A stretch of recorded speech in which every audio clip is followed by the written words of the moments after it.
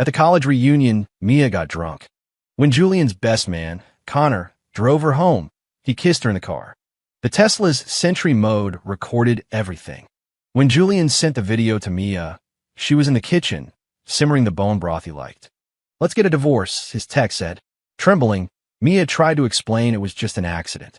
Julian's reply was instant. "An accident?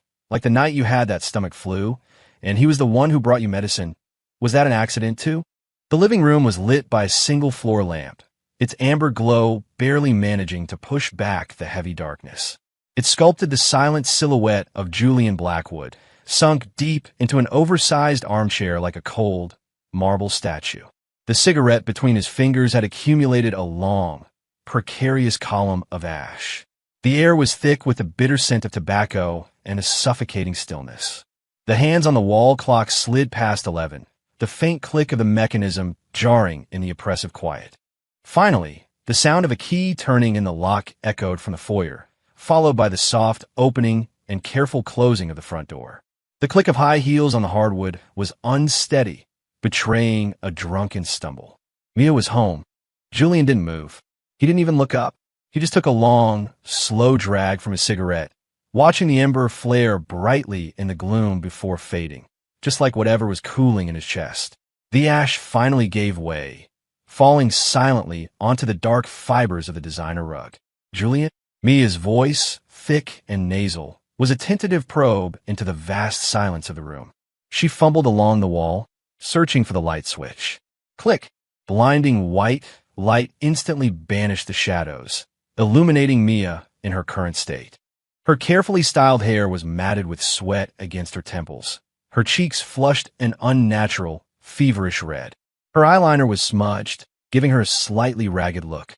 The cream-colored cashmere dress she'd bought specifically for the reunion had a strap slipping off, exposing one shoulder. She steadied herself against the entryway console, her gaze hazy as she looked toward the armchair. "You're still up?" She forced a smile, trying to sound casual, but she couldn't hide the exhaustion or the guilt. "The reunion. It went a little late. Connor, Connor Hughes from our year, he was heading this way, so he gave me a ride." "Connor Hughes." Julian finally spoke. His voice was a low, flat monotone, devoid of any emotion, like a stone dropped into a deep well that refused to even ripple. He stubbed out the cigarette with a clean, decisive motion. "Yeah," Mia mumbled, avoiding his gaze. She bent down to take off her shoes, her movements clumsy. He's doing really well. Started his own company." She slipped off her heels and stepped onto the cold floor, starting to walk toward the kitchen. "I'm dying of thirst. I'm going to get some water." "Don't bother." Julian's voice stopped her. He rose to his feet, his tall frame casting a long shadow that nearly engulfed her. He walked toward her, the soles of his leather shoes making a steady, heavy sound on the floor. Mia's heart began to race, the wooziness from the alcohol replaced by a sudden, sharp anxiety. She watched Julian approach, his face an unreadable mask, but his eyes were like ice-cold probes, seeming to pierce through her jumbled thoughts. He stopped directly in front of her, too close. The crisp scent of his aftershave, mingled with faint tobacco, was an overpowering invasion of her senses, making it hard to breathe. He reached out a hand, not to embrace her, but to gently, almost clinically, trace the corner of her mouth with his thumb. Mia's body went rigid. Her blood felt like it had turned to ice. Julian pulled his hand back, rubbing his thumb and forefinger together as if testing a substance.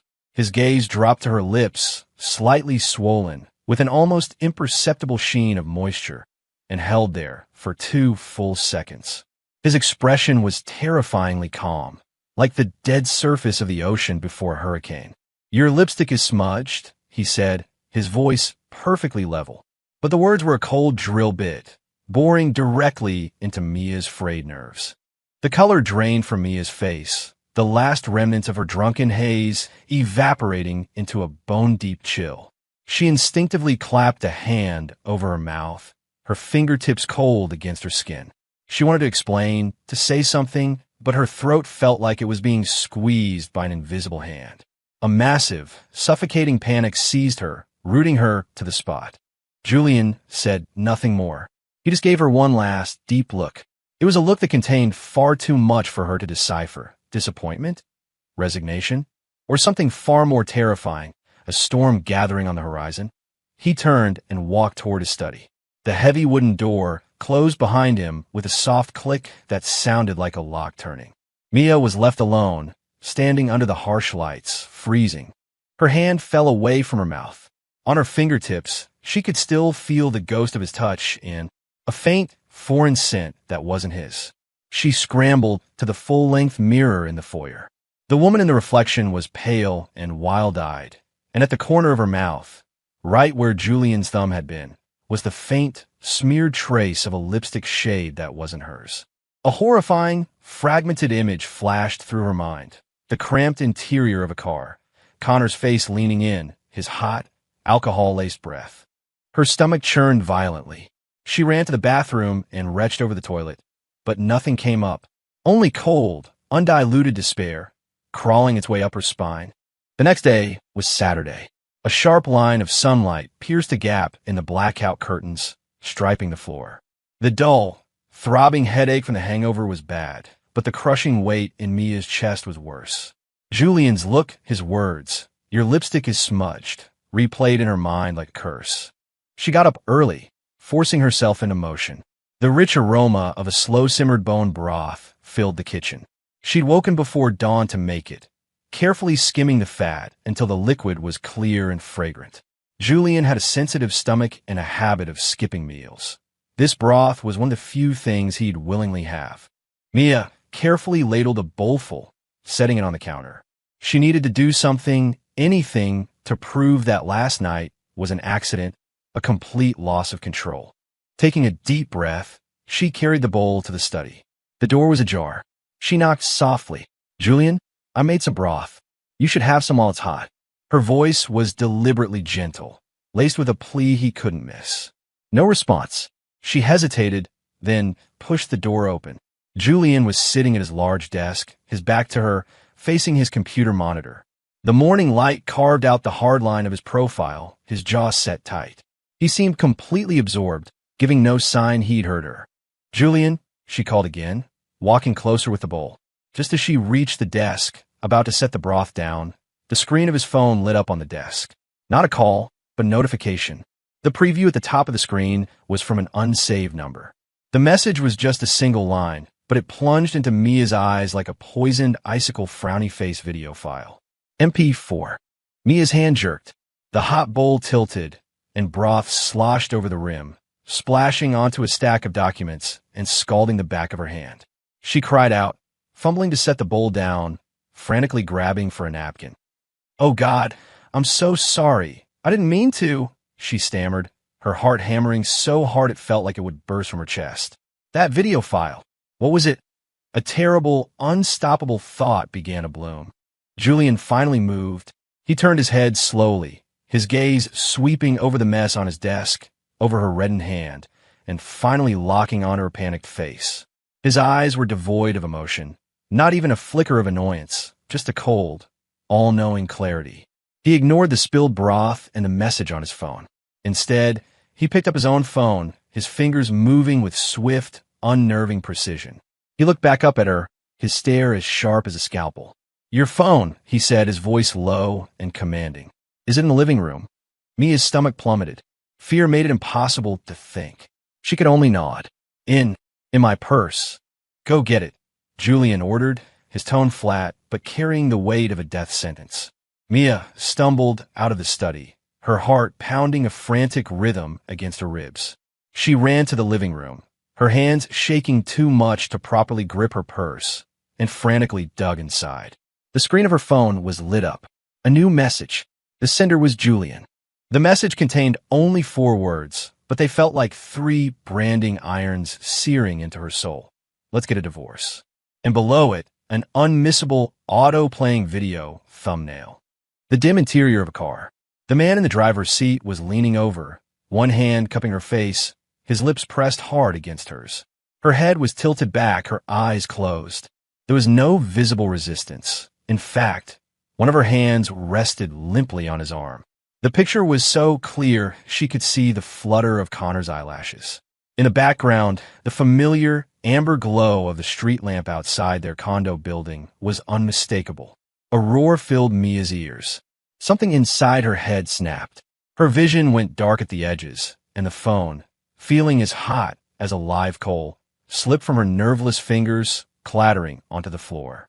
Her legs gave out, and she had to brace herself against the wall to keep from collapsing completely. Shame, terror, and a tidal wave of despair washed over her. She spun around and rushed back to the study, her body trembling so violently she had to grip the doorframe to stay upright, her nails digging into the wood. She looked at the man behind the desk, still so terrifyingly calm, as tears streamed down her face. Her voice was a shattered wreck. "Julian, it's not what you think. Let me explain. Last night, I was drunk. I was so drunk. I have no idea. I don't know what happened. It was him. I didn't have time to react. It was an accident. I swear it was just an accident." The words tumbled out, a desperate attempt to hide behind alcohol and a loss of control, as if that could erase the cast-iron proof. Julian listened quietly to her tearful explanation, his expression unchanged. Only when she was gasping for breath, her voice trailing off in ragged sobs, did he slowly stand up. He walked around the desk, step by step, his tall frame radiating an immense pressure. He leaned in close to her tear-streaked face, so close she could feel the heat of his breath. His eyes were bottomless pits, but then his lips curled ever so slowly into a shape that was not a smile. It was the cruel, predatory smirk of a hunter watching his prey thrash in a trap. "An accident?" Julian's voice was a low, chilling whisper, each word a pellet of ice striking her heart. "Mia, tell me." He paused, his gaze sharpening into a blade, slicing straight to the core of her soul. "On the 15th of last month, you were doubled over with stomach flu, called to tell me you were stuck at the office on a deadline. Remember?" His voice dropped even lower, laced with a glacial cold. "The man who showed up at your door with medicine. Was that an accident, too?" Mia's pupils contracted to pinpricks. The last bit of color drained from her face, leaving it a dead, ashen gray. Her mouth fell open, but no sound came out, as if she were being strangled. The 15th of last month, the night she'd lied about working late. The night Connor had shown up with Pepto-Bismol at the door of the short-term rental she'd been using near the office. How could Julian possibly know? An abyss of terror opened up and swallowed her whole. She looked into his eyes and saw the cold, piercing light of absolute certainty. And in that moment, she finally understood. All her excuses, all her lies, they had always been transparent to him. He knew everything. He had been watching. A patient hunter, observing his prey walk step by step into a trap laid long ago. The heavy front door boomed shut behind Julian, sealing off the sound of Mia collapsing to the floor in a heap of pure despair. The motion-activated light in the hallway flickered on, casting a sterile white glow on his cold, expressionless profile.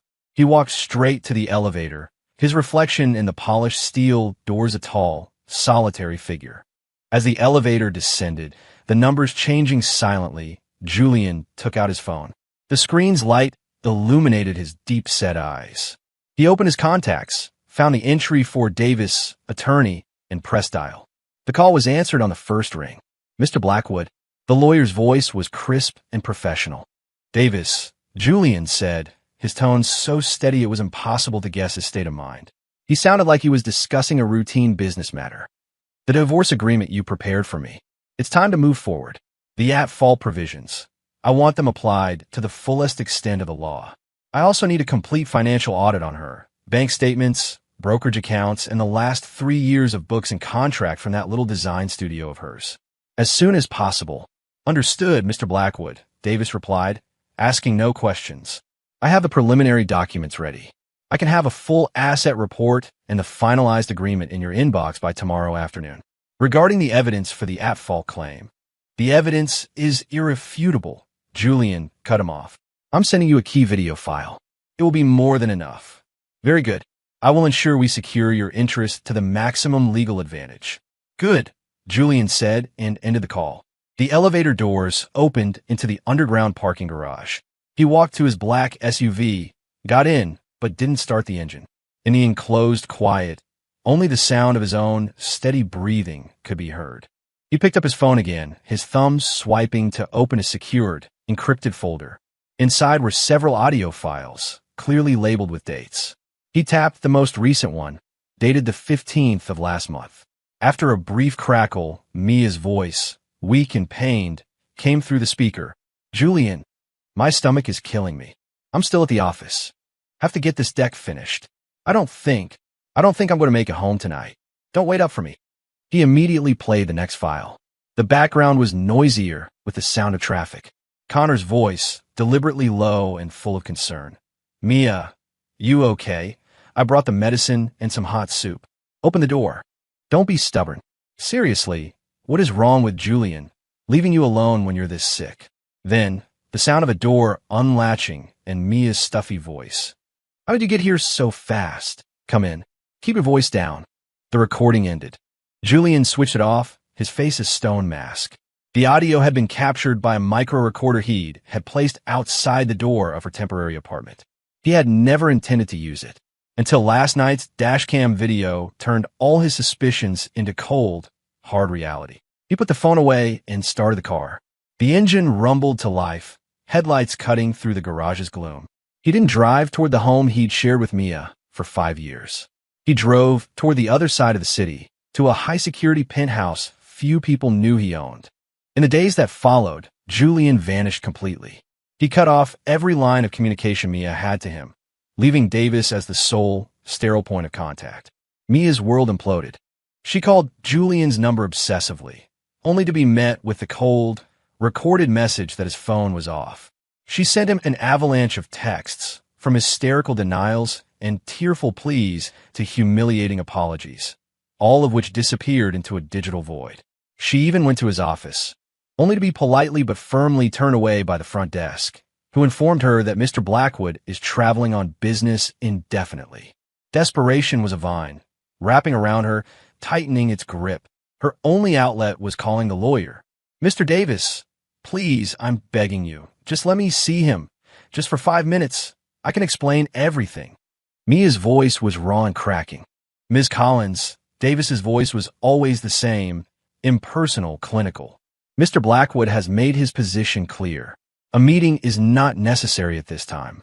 We can schedule a time to discuss the specific terms of the settlement and asset division. Or you can simply sign the agreement. It would be more efficient for everyone." "No, I won't sign. I'm not getting a divorce." Mia screamed, losing control. "That night was an accident. Connor took advantage of me. Julian has it all wrong, and the medicine. I didn't want to bother him. Mr. Davis, please tell him I know I was wrong. I'm so sorry. Please just ask him to give me one more chance." There was a brief silence on the other end. Then, Davis's voice returned, as calm as ever. "Ms. Collins, Mr. Blackwood asked me to relay a message to you." Mia's heart ceased. She held her breath. He said, Davis's voice was clear, each word a block of ice. "Explanations are for people who still have trust. There's none of that left between us." The line went dead. The dial tone was a high-pitched, mocking laugh in her ear. She let the phone slip from her hand, her body sliding down the wall to the floor. The immense, crushing weight of being utterly abandoned consumed her. Julian's resolve was more absolute, more ruthless than she could have ever imagined. He wouldn't even grant her the dignity of an explanation. At that same moment, in the cold penthouse across the city, Julian stood before a floor-to-ceiling window, looking down at the glittering, distant city lights. He held a glass of ice water, his knuckles white from his tight grip. Davis's report was playing on speakerphone. When he heard his own words, "There's none of that left between us," relayed back to him, Julian's jaw tightened. He threw his head back and drained the glass, the icy shock traveling from his throat to his stomach, somehow managing to quell the hotter, more volatile emotion churning within him. He set the glass down. The sharp clink of crystal on the cold, black marble countertop was the only sound in the vast, silent room. The hunter's net had been cast, and the prey was only just beginning to feel the first, cold threads closing in. Chapter 4. Time passed in a strange, oppressive stillness. Julian remained a ghost, communicating only through the relentless, systematic assault orchestrated by his lawyer. Davis was a machine, regularly delivering perfectly compiled reports on asset division, stock valuations, and even a forensic analysis of the financial weak spots in Mia's small design studio. Each document was a precisely aimed blow, forcing her to confront the new reality. Mia's world had turned gray. She had no will to work. Orders at her studio piled up, and her business partner began to express gentle but firm dissatisfaction. The home they once shared felt like a giant, empty prison, every object a reminder of Julian and what she had lost. She spent her nights sleepless, numbing herself with wine, only to wake to a deeper, sharper despair. Connor's calls and texts became her only lifeline. She clung to him, pouring out her fear and misery. "Mia, don't be scared. I'm here for you." Connor's voice was a steady, reassuring presence over the phone, the only warmth in her cold world. "Julian is being completely ruthless. He's leaving you with nothing. Don't worry, I won't abandon you. Once this all blows over, we can." "Connor, what am I going to do?" Mia's voice was thick with tears and the rasp of a hangover. "He's taking everything. The accounts, the investments. He's even going after the studio. His lawyer found all these accounting discrepancies. I don't even know what they are." "Don't panic." Connor cut her off, his tone deliberately calm. "The accounting stuff is probably a sham, something Julian cooked up to force you out with nothing. The man is a vindictive bastard. Mia, the most important thing right now is to stay calm and protect yourself. The money. I have some liquid cash. You can use it to plug the holes at the studio. Don't give him any leverage. As for the divorce, drag it out. Stall. He can't afford a long, messy public fight. Julian Blackwood and his family live and die by their reputation. If we make it ugly enough, he'll have to negotiate." Clinging to this shred of hope, Mia's chaotic thoughts were temporarily soothed by Connor's analysis. "Really, Connor, thank you. Thank you so much. You're all I have right now." "Don't be silly." Connor's voice softened. "You never have to thank me. I'll wire the money tomorrow. Just remember, do not sign anything. No matter how powerful Julian is, he still has to follow the law. Time is on our side." After hanging up, Mia curled up on the cold sofa. A notification of a pending wire transfer from Connor brought a tiny sliver of relief. Yes, Stahl, she thought. Julian cares too much about his public image to let this get truly nasty. And she had Connor. He was willing to help her. She had no idea that on the other side of town, the moment Connor ended the call, the gentle, reassuring expression on his face vanished, replaced by a scowl of irritation and shrewd calculation. He ran a hand through his hair, muttering a curse. Damn it, Julian's a psycho. This is getting complicated. He went to his wet bar and poured a stiff whiskey, downing it in one gulp. The burn did little to quell the anxiety knotting in his gut. He opened his laptop, pulling up his company's financials, his brow furrowed. Several key projects had stalled, and his credit lines were stretched thin. The money for Mia's studio wasn't a huge amount, but pulling cash out right now was painful. More importantly, he had a growing sense of unease. Julian's silence was unnatural, like the dead calm before a tsunami. I have to speed things up, Connor muttered, his eyes glinting as he stared at the screen. I need to find a way to take a bite out of Julian, or force him to settle this fast. He picked up his phone, found a contact saved as K, and after a moment's hesitation, made the call. Hey, K, I need you to dig up some dirt for me. On Julian Blackwood. Yeah, the more detailed the better. Especially on that new Lincoln Yards development bid his firm is chasing. Don't worry about the price. Meanwhile, in Julian's high-security penthouse, the scene was one of cold, controlled efficiency. A massive curved monitor displayed a complex array of stock charts, project timelines, and encrypted documents. The only sound was the crisp, rhythmic tapping of his keyboard. Julian sat before the screen, his focus absolute. On a secondary monitor were several clear screenshots of bank transfers. The recipient was Mia's personal account. The sender was Connor Hughes' company, Source Origin Tech. The amount was just enough to be considered emergency funds. A faint, chilling smirk touched Julian's lips. The prey was moving exactly along the path he had laid out. He picked up his desk phone. Alex, hold off on submitting the final bid for the Lincoln Yards project until the last possible minute. And I want you to leak a rumor that Source Origin is making a major play for that land, and that they're extremely well capitalized. Understood, Julian, his assistant's voice replied. Julian hung up, his eyes returning to the public financial statements of Connor's company. He tapped his fingers on the desk. Tap, tap, tap, like the pendulum of a clock counting down. Beneath the placid surface, a deadly undertow was silently, swiftly converging on its target. Chapter 5. As the days bled into a bleak, late autumn, Mia fought a losing battle against the mounting legal pressure from Davis and the impending collapse of her studio. Persuaded by Connor's logic to save the foundation now, fight for the rest later, she finally signed the divorce papers. The pen trembled in her hand. The moment her signature was on the page, she felt as if she had carved out a piece of her own soul, an agony so deep it was numb. The settlement was brutal. She was left with the condo, now filled only with painful memories and a pittance of cash. The design studio she had poured her heart into, tainted by the unexplained transactions Davis had so expertly highlighted, one of which was Connor's emergency wire transfer, was valued at a fraction of its worth and effectively handed over. Julian was excised from her life, every last material tie severed with surgical precision. Mia moved out of the grand high-rise and into a generic apartment complex on the west side. An all-consuming hollowness gnawed at her day and night. She became dangerously dependent on Connor, her single life raft in a churning sea of loss. He was her entire focus, her only emotional anchor. At first, Connor was patient, playing the part of the devoted, supportive lover. But as Mia's emotional state deteriorated into a cycle of self-pitying tears and needy demands for attention, his patience began to wear thin. Things at his company were going from bad to worse. The Lincoln Yards bid, which he had staked so much on, was unexpectedly won by a small, unknown firm at the last second, rendering his significant investment in lobbying and research a total loss. To make matters worse, rumors started circulating through the financial district about his company's cash flow problems, causing two potential investors to suddenly ghost him.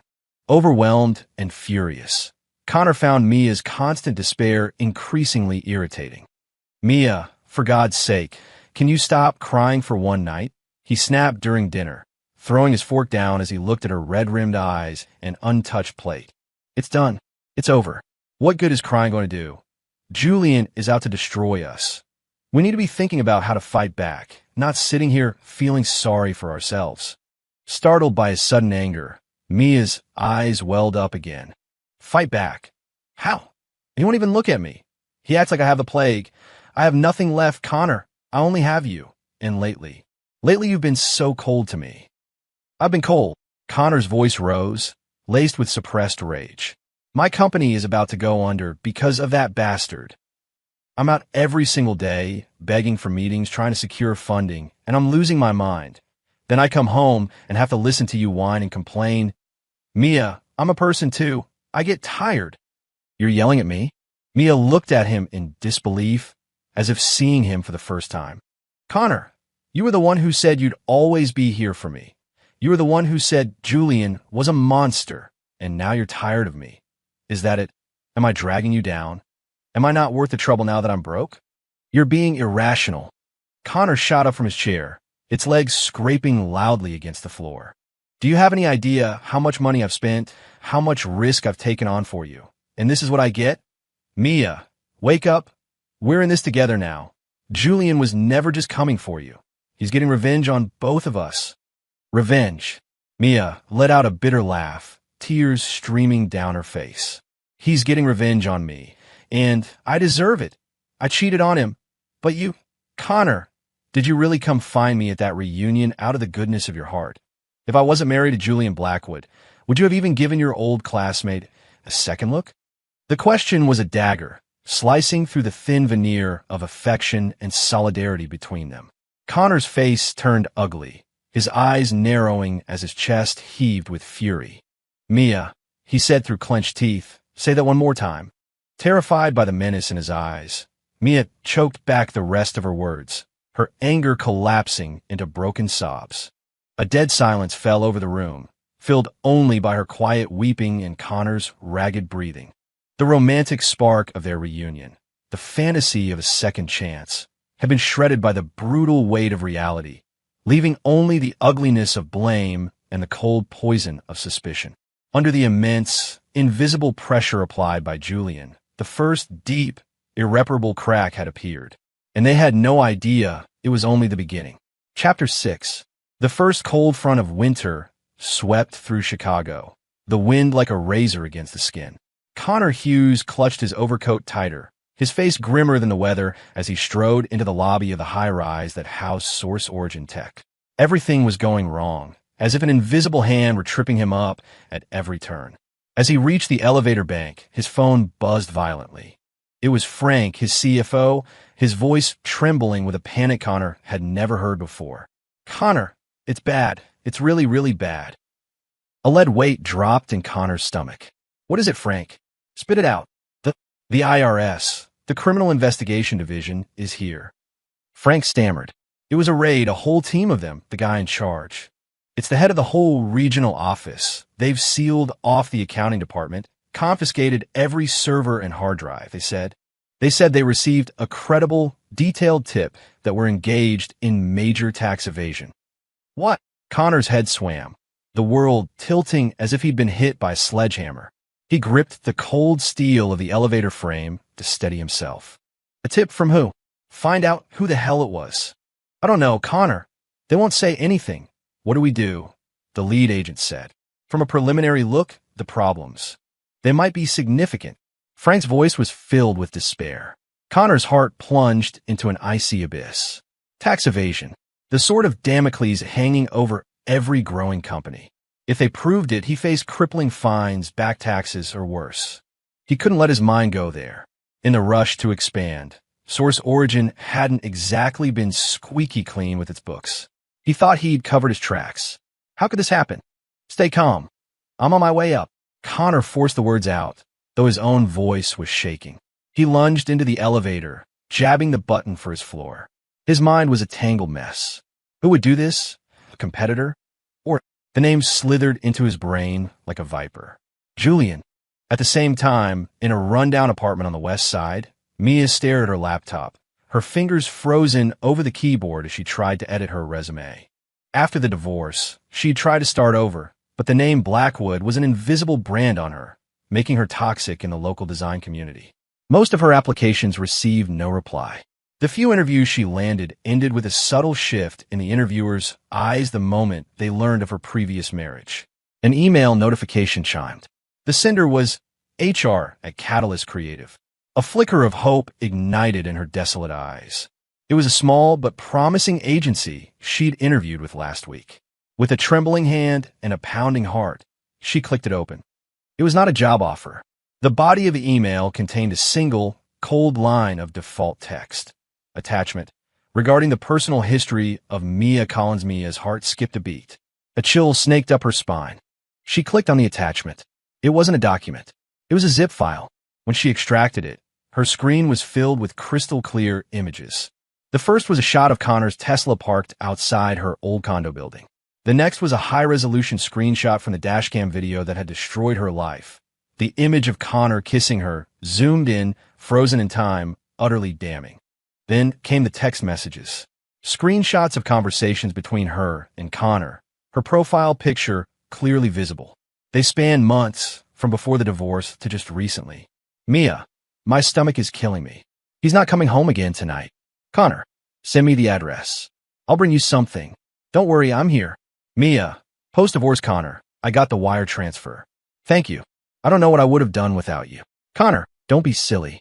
Just don't fight Julian. Give him what he wants. Get the divorce over with. You'll have me after. Mia, I know. You're all I have left." The final file was a brief but lethal summary, written in a detached, factual tone, detailing her inappropriate relationship with Mr. Connor Hughes during the term of her marriage, citing the attached photos and texts as evidence.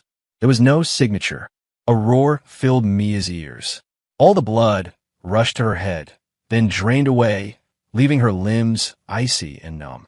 She stared at the screen, the sordid images and private words lashing her face like a whip. Shame, terror, fury. A torrent of emotions drowned her. This email, It wasn't meant for her. The realization hit her like a physical blow. She frantically refreshed the page, her eyes darting to the recipient list. It was a distribution list. The entire company. Catalyst _Corel_ staff. From the CEO to the receptionist, the design director to the janitor. Everyone had received it. No, a raw, desperate scream tore from her throat. She swept the laptop off the table, sending it crashing to the floor with a sickening crunch. She collapsed, curling into a tight ball, her arms wrapped around her head, her body shaking uncontrollably like a dead leaf in a winter storm. It was over. Everything was over. Her last, fragile hope of starting again had just been systematically, mercilessly annihilated by a single, targeted email. In this industry, in this city, the name Mia Collins would forever be nailed to the labels of adulterer and homewrecker. She had been socially executed. Who could have done this? Julian. Mia spat his name through her teeth, her voice a cocktail of pure hatred and boundless terror. The tears finally came, a hot, desperate flood. She finally understood. Julian's revenge was never just about the divorce.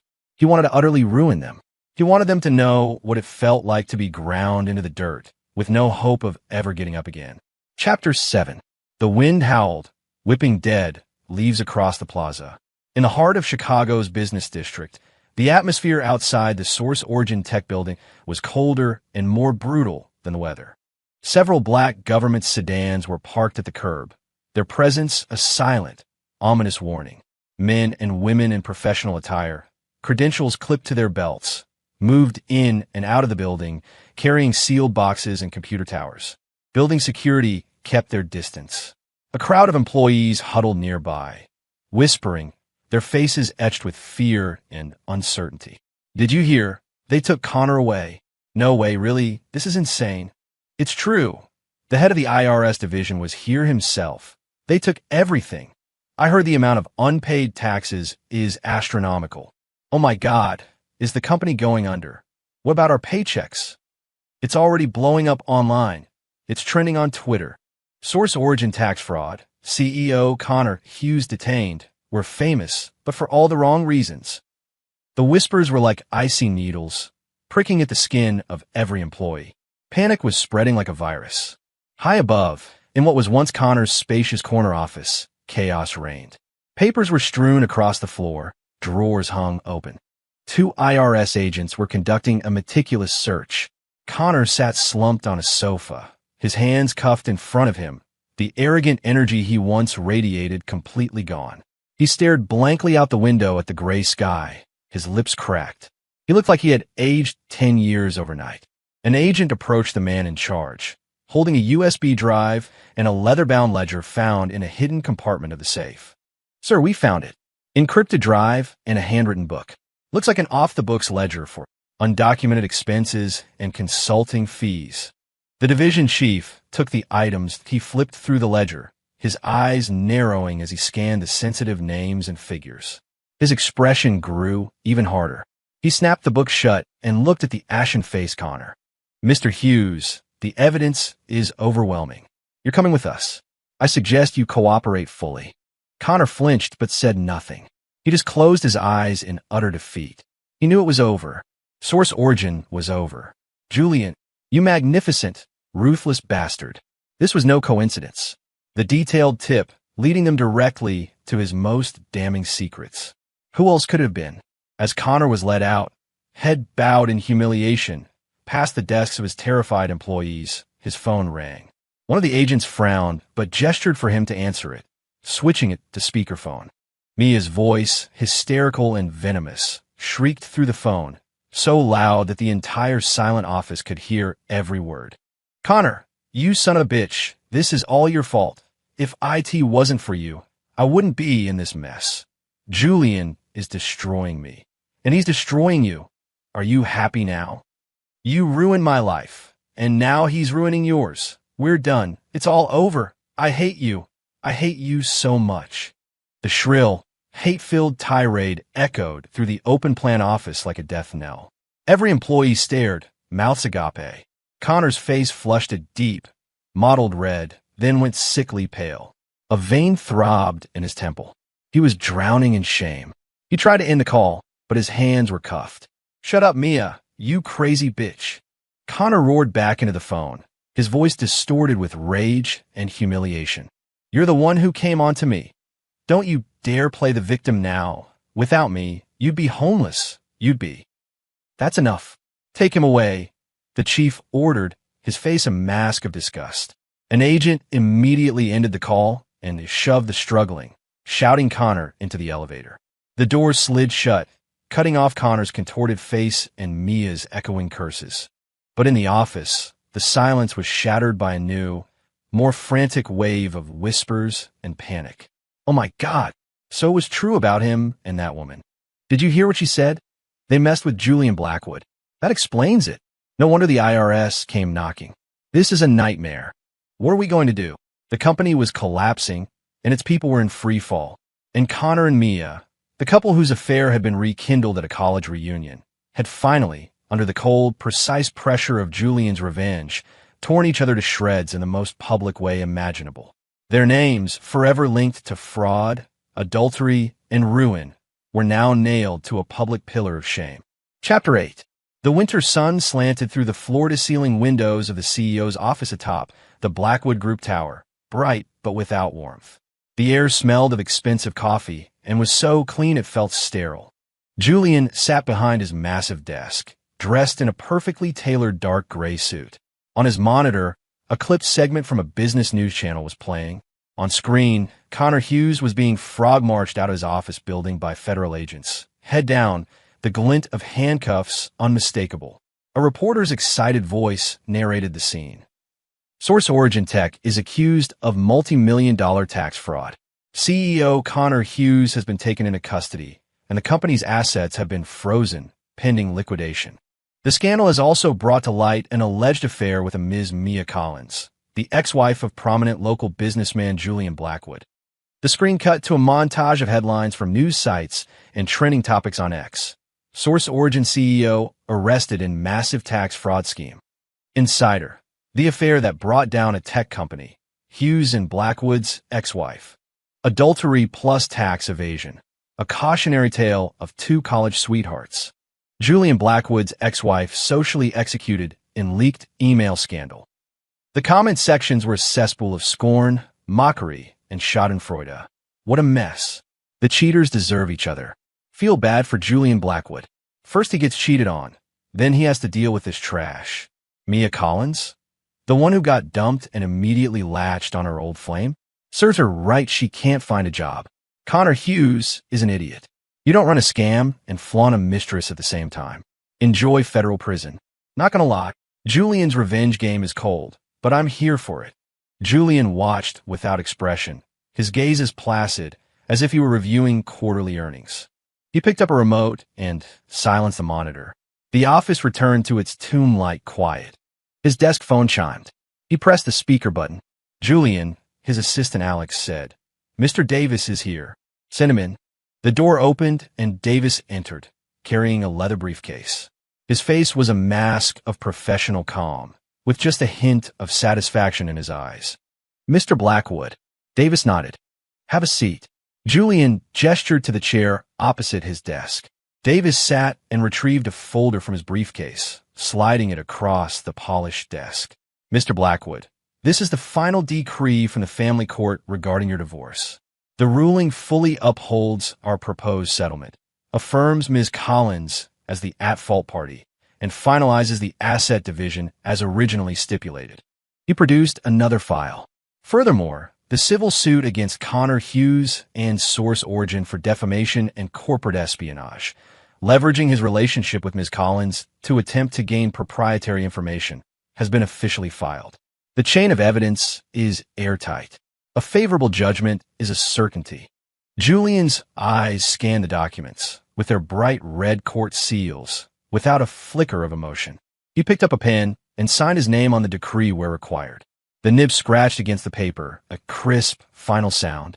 "Thank you for your work, Davis," Julian said evenly. "Of course." Davis gathered the documents, then hesitated for a moment. "One more thing.